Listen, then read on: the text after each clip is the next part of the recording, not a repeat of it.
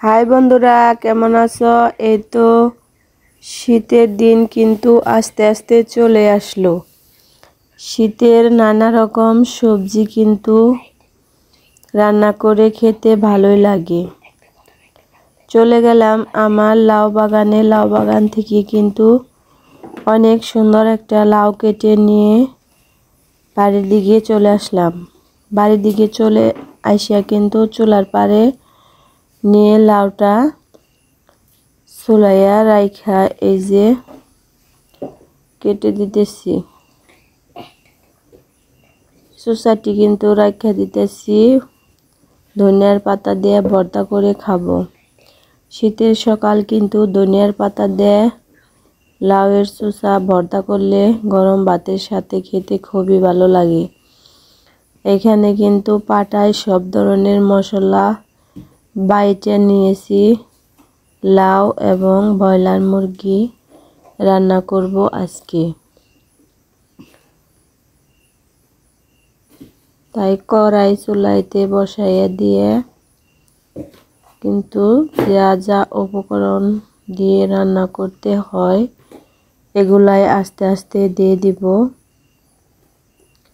আর রান্নাটা করব, তোমাদের সাথে গল্প করব। শীতের দিনে যে কোনো রান্না করলে কিন্তু খেতে খুব মজা হয়। শীতের দিনে অনেক রকমের সবজিও কিন্তু পাওয়া যায়। মনে মনে চিন্তা করে রেখেছিলাম নিজেদের গাছে লাউ ধরছে, লাউ দিয়ে ব্রয়লার মুরগি দিয়ে রান্না করব। ব্রয়লার মুরগি দিয়ে লাউ দিয়ে রান্না করলে কিন্তু ভালোই লাগে। লাউ তো আমাদের অনেক পছন্দ, যেহেতু আমাদের নবীজি লাউ অনেক পছন্দ করত এবং বেশি বেশি রান্না করে খাইতো।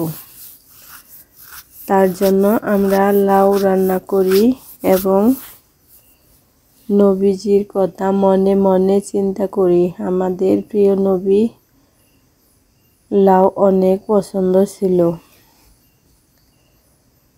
লাউটা একটু বেশি করেই দিয়েছি, কারণ কচি লাউ এটা কিন্তু সিদ্ধ হয়ে কমে আসবে। কয়েকদিন যাবৎ বন্ধুরা ভালো ভিডিও দেয়া হয় না। ভিডিও আমার ছোট্ট ছেলে মোবাইল দেখতে সময় হয়তো কেটে দিয়েছিল।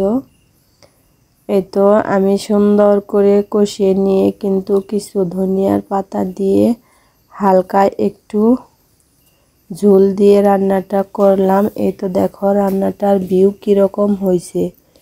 যদি বন্ধুরা তোমাদের ভালো